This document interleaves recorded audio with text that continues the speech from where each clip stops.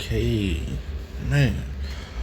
What's up, y'all? I'm JC, and you're watching Jose Calamari. Welcome back to another video on the channel. Now, I know what I said before, bro. You know what I'm saying? I said once February 27th get here, I'm gonna be non-stop on Resident Evil 9. Come to find out, bro, actually took off work. I beat the whole game in one day, and now I'm just literally editing episodes every single day and pushing out the series daily. So I was like, I know there's a lot of people watch me, and not everybody's gonna be hyped as Resident Evil 9 as I am.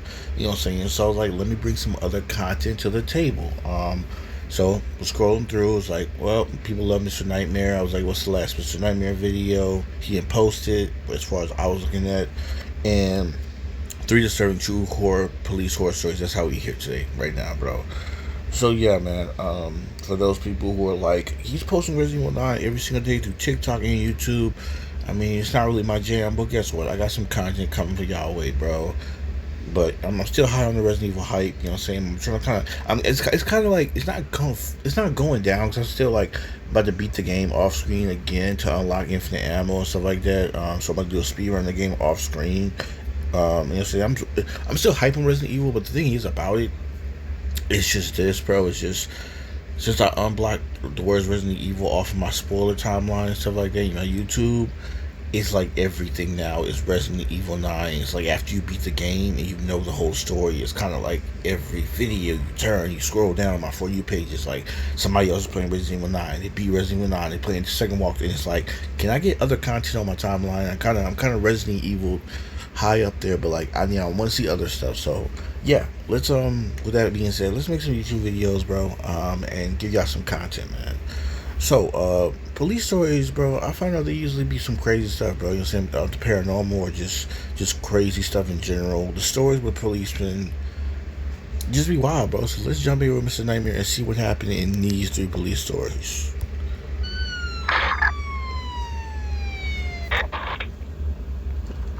Adam. I've been a canine handler for almost 9 years. My partner is a 4-year-old German Shepherd named Rex. He's trained in tracking and narcotics detection, and he's solid. He doesn't spook easily. I've taken him into warehouses, abandoned houses, woods at night, and he's always steady. That's why what happened that night stuck with me. We were called in to assist patrol on a house search after a foot pursuit in the area. Officers had attempted to stop a male suspect a few blocks away, and he ran.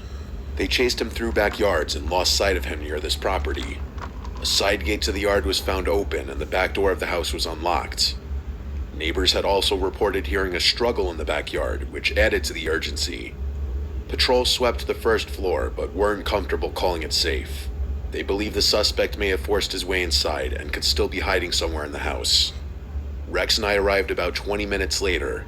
The house was a 2-story place in a quiet subdivision. There were no signs of forced entry from the front. The officers on the scene briefed me quickly. Long story short, they told me there were no obvious signs of struggle, just the open access at the rear of the house and the fact that the suspect had vanished within yards of it. I put Rex on a short leash and gave him the search command. He pulled forward immediately, moving from room to room on the first floor. The living room was clear, kitchen was clear, and laundry room was clear, so we moved upstairs. Up there was a narrow hallway with 3 bedrooms and a bathroom. There was no fresh air up there and no draft. All the windows seemed to be closed. As to be expected, as the neighbor reported that the owners of this house were not in town. Rex and I went into the first bedroom, then the second bedroom. Then he pulled toward the bathroom at the end of the hall. I examined the little bathroom, and overall it seemed clean.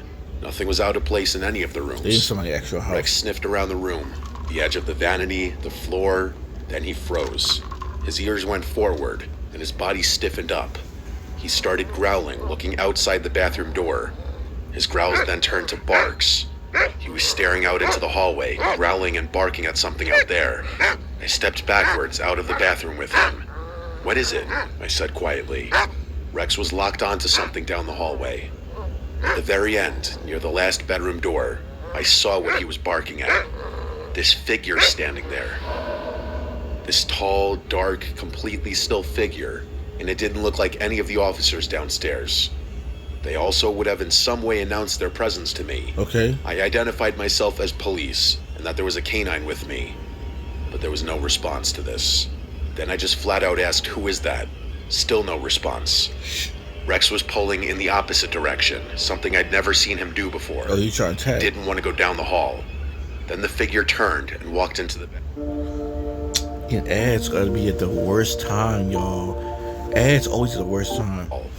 Then the figure turned and walked into the bedroom at the end of the hall. I knew every officer on scene. I knew where they were positioned. None of them were upstairs with me. Okay. Rex planted his feet when I tried to move forward.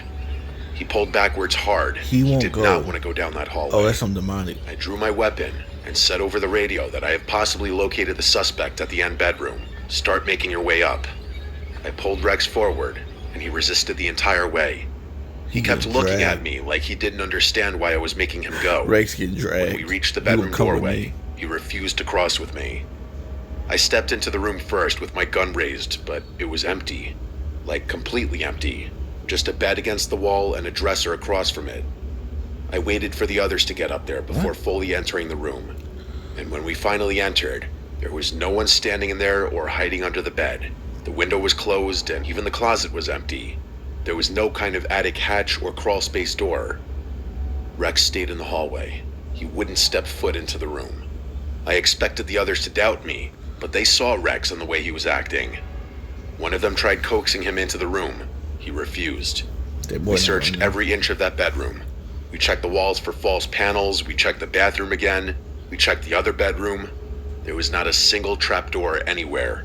If it weren't for Rex, I feel like I'd have gone crazy.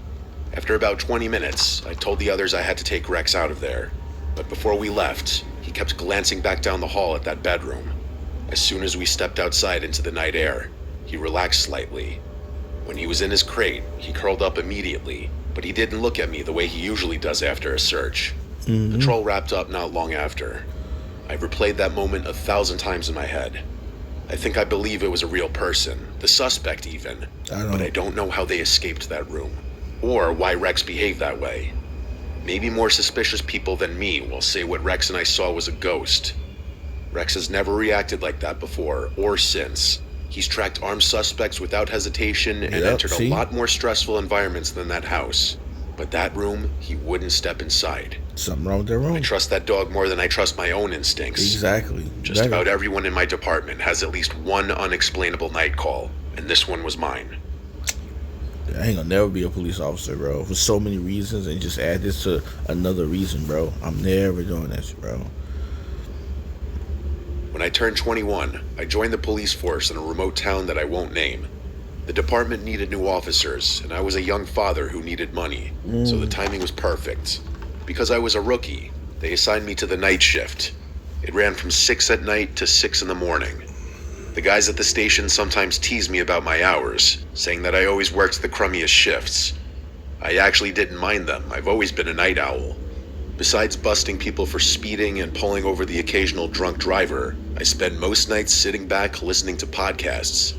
In a weird way, it was kind of relaxing.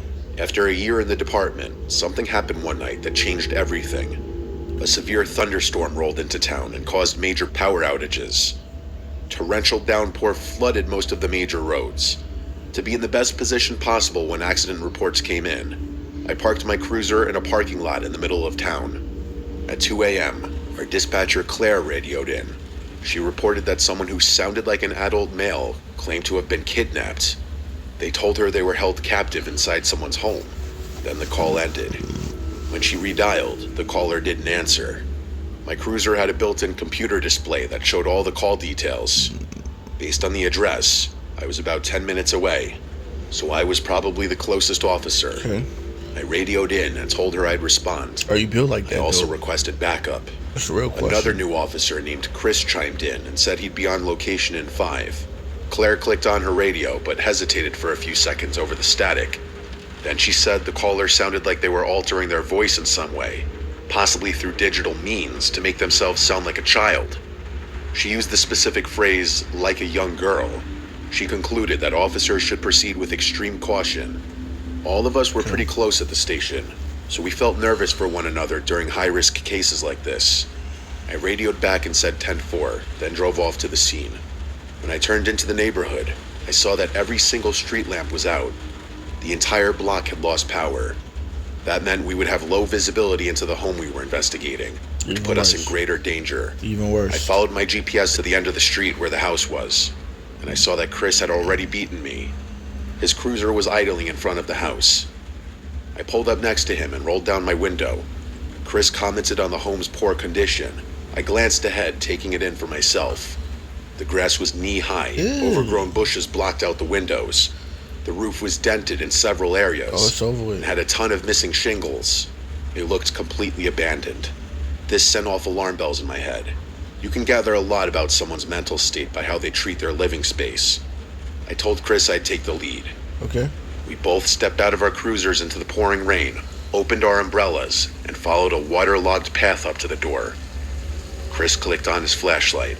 Whenever a second officer like Chris is present during an investigation, their entire job is to protect the leading officer by monitoring the suspect's body language. If the suspect makes a move on the cop that's interrogating them, they neutralize the threat. Okay. Chris made the perfect backup because he was both observant and calm under pressure. Bet. This allowed me to focus solely on the suspect's story and if I was hearing the truth. When we reached the door, I rang the bell. Then we stood there, listening for movement inside. After a few seconds, footsteps shuffled up to the door, then they paused. Whoever was on the other side was completely still, just waiting. A feeling came over me that we were being watched. Slowly, my gaze drifted over to the peephole. As soon as I made eye contact, a distorted shape moved back, like whoever was watching us had pulled their head away. "If you're in there, we'd like to ask you a few questions. Open up, please," I said. They Police. froze again, as if they were thinking about what to do Policia. next. Then the lock started turning and the door creaked open, but only by a foot. From the darkness, a man peeked out of the crack. He looked like he was in his early 30s. He was overweight, balding, and wore thick-brimmed glasses. I Damn. took a single look into his eyes and sensed that he was hiding something. You screwed. I informed him that we'd received a call from his address of someone claiming to have been kidnapped. The man acted confused. He apologized and told us it must have been a pocket dial. I asked him if it was a pocket dial, then how could he explain the voice in the phone call? For a split second, the man averted his gaze, You then caught. said he didn't know anything about a voice. You caught. I asked him if there was anyone else in the house, and he said he lived alone. Then I told him that for safety reasons, we needed to have a look inside. Not without a warrant, he said. These days, a warrant can be obtained in minutes. I went back to my cruiser, called dispatch, and I didn't requested know that, communication with... I didn't know that because in like TV shows, you ever seen TV shows and movies when they be like, "Oh, you're gonna need a warrant to do that," and then like the NCIS people be like, "We'll be back," and then they were like, "Let's get a warrant for blah blah blah blah," and it's always seemed like it's days later when the warrant goes through and they can search the house. Like doesn't it feel like that? Like on every movie, or I just been watching different. I don't know. I don't watch a lot of cop shows. I watch Brooklyn Nine-Nine. I see some episodes of NCIS. You know, saying you go to your grandpa's house, he watching on the TV. You know, saying true crime stuff. I'm gonna watch the thing, but I never get to like the police active part, bro. Let me know in the comment section below. Is it really now in 2026 just like minutes now to get a warrant? Is just everything just got updated through like computers and stuff? That'd be cool. the on-call magistrate. 5 minutes later, Claire came back on the radio and told me the judge approved a telephonic warrant and emailed A it. telephonic warrant. You were clear to enter. 2026. I showed the warrant to the man.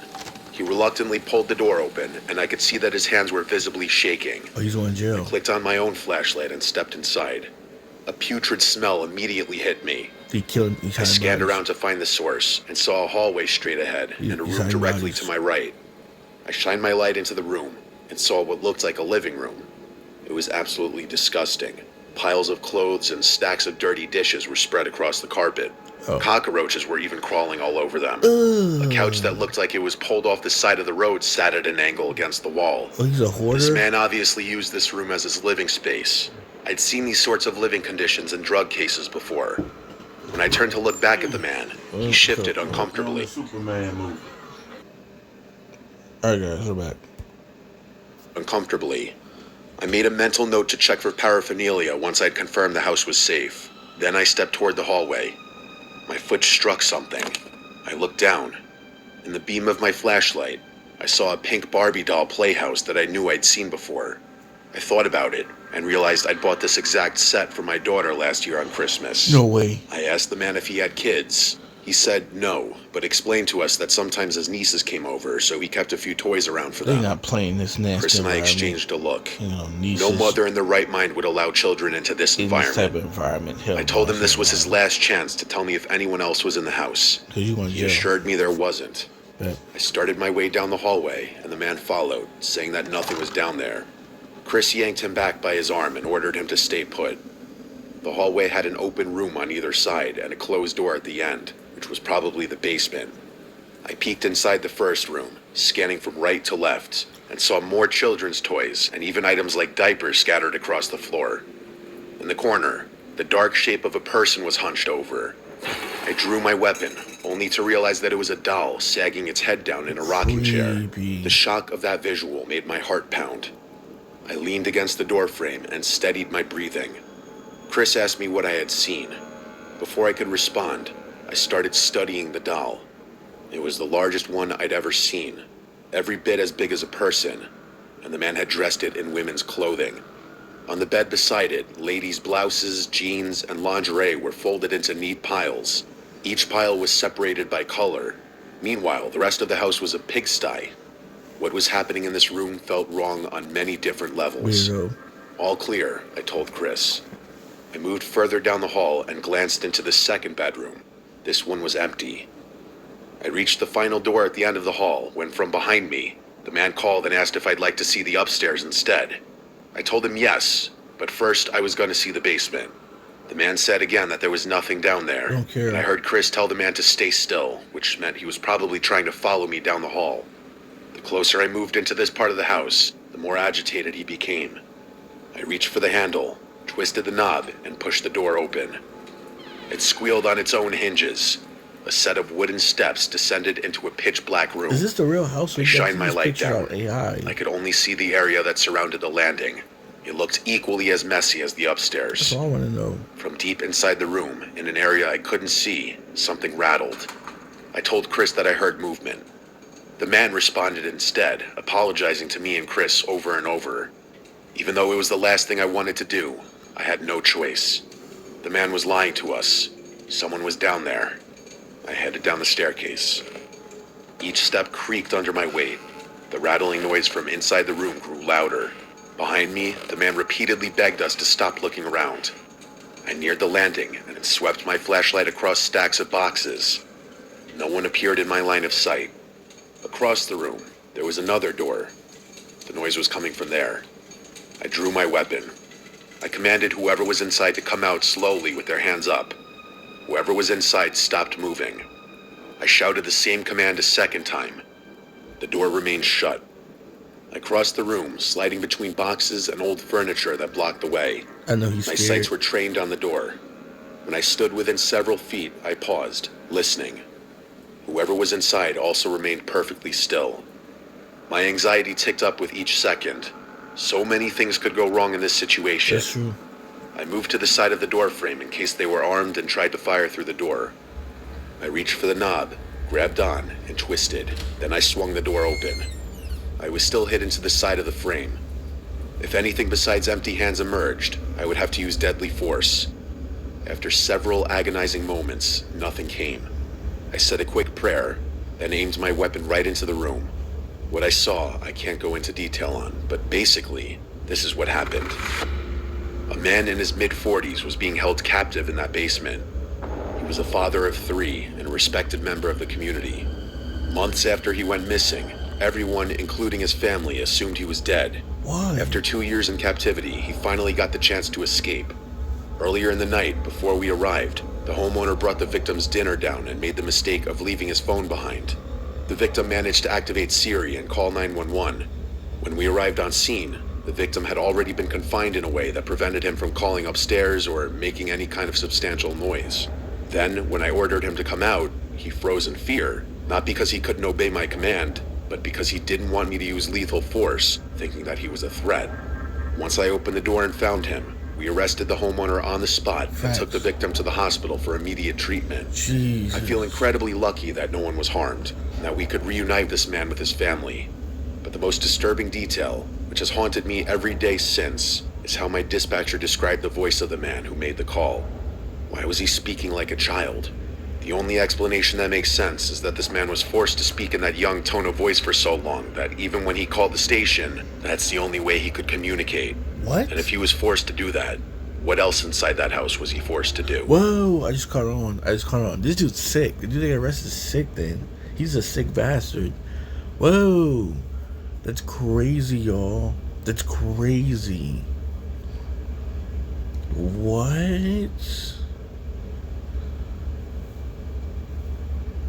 So I thought he was talking on the phone. Maybe he was faking to be a young girl, because I was like, why would he hear young voice? Maybe I thought he was like, if they hear a young girl voice, then maybe that's gonna be more like initiative for the cops to come run and be like, oh crap, there's a young girl kidnapped, we need to get on this right away. Like urgency will be like you know what I'm saying, putting the cops like spirit.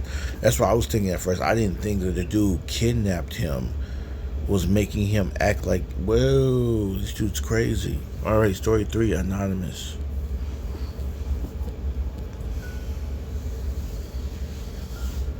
I've been a patrol officer for a little over 8 years now. I've worked nights for most of that time. You see a lot on midnights. For example, I've lost count at how many domestic fights, drunk drivers, break-ins, and overdoses I've had to deal with. Damn. After a while, most calls start to blend together. Shit. You show up, then separate people, you take a report, possibly make an arrest, and then move on. There are only a handful of calls that ever stuck with me. This is one of them. It happened in late October a few years back, around 2:40 in the morning. Dispatch toned me out for a 911 hang-up. The caller had reported hearing a woman screaming from inside the house next door. The address was on a quiet residential street, one that most people are familiar with, lined with single-family homes in a decent neighborhood. Nothing that generated a lot of police activity. The caller said the screaming had stopped by the time she dialed 911, but she was sure that she heard someone yelling for help. I was only about 5 minutes away. When I pulled up, the street was dead silent. Most of the houses had their lights off at this time, of course. A light rain had started to fall, just enough to make the pavement shine under the street lights. The house in question was a 2-story place with a small front porch. There were no lights on inside that I could see from the street. I parked a few houses down and approached on foot. As I got closer, I noticed the front door was slightly cracked open. That immediately raised my guard because it confirmed some validity to what this woman had reported.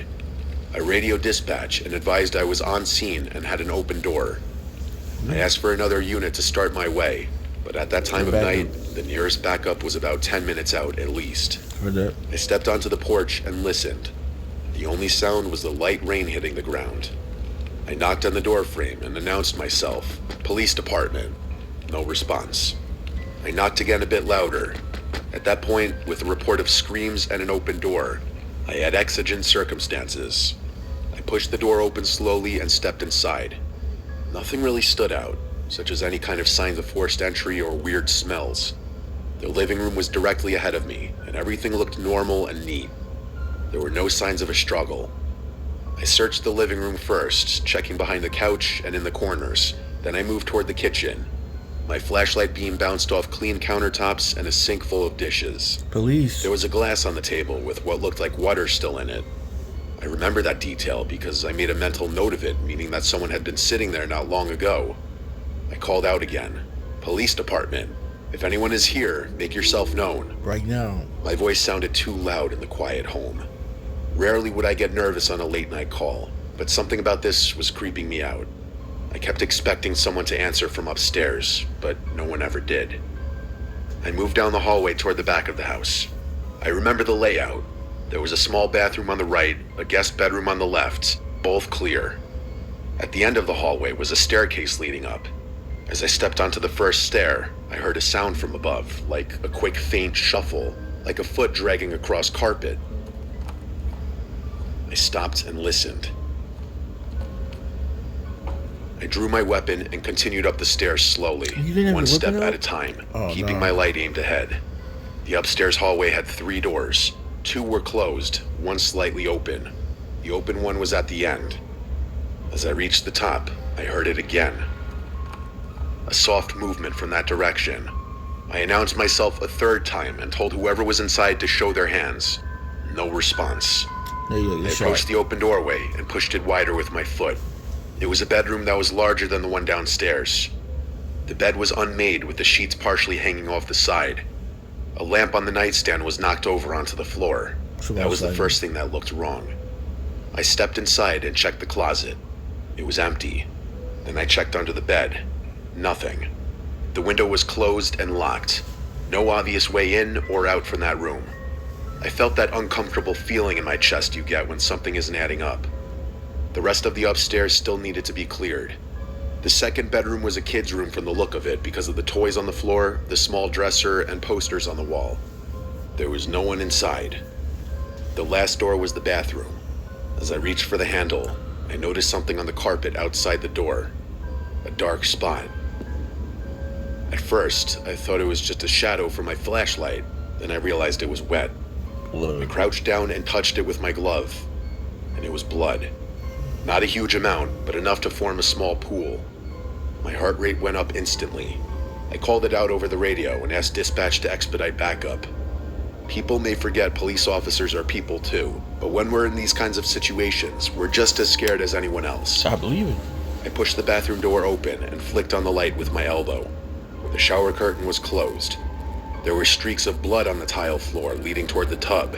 I moved closer and yanked the curtain back. The tub was empty, but there was more blood near the drain. The blood looked as though someone had been standing there bleeding.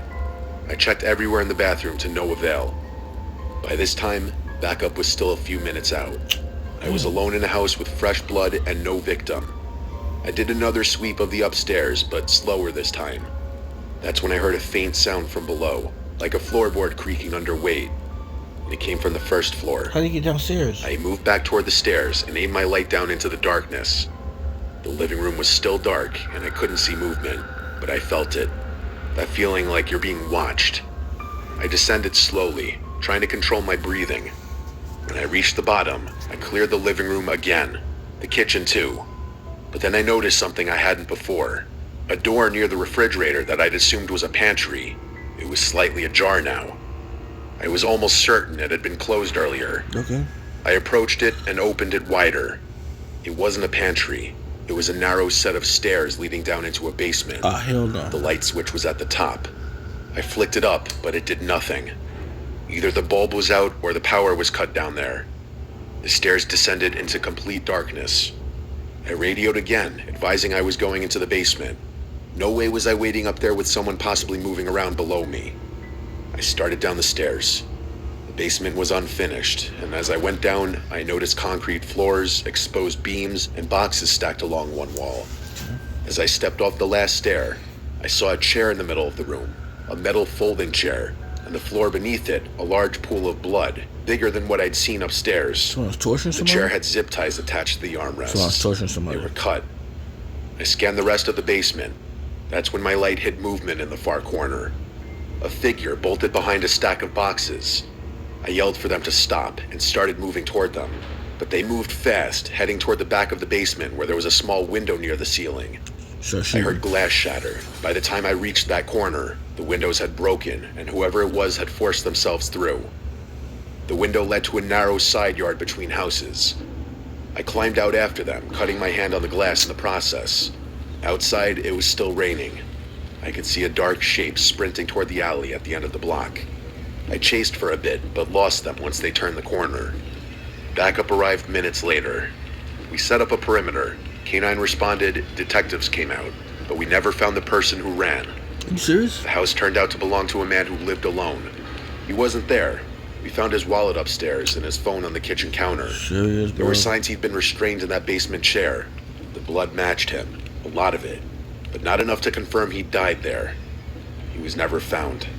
The neighbor who called 911 swore she heard a woman screaming. We never identified any female connected to that address, and Just no weird. signs anyone else lived there. I don't know if I interrupted something in progress or if I walked in after it was already over.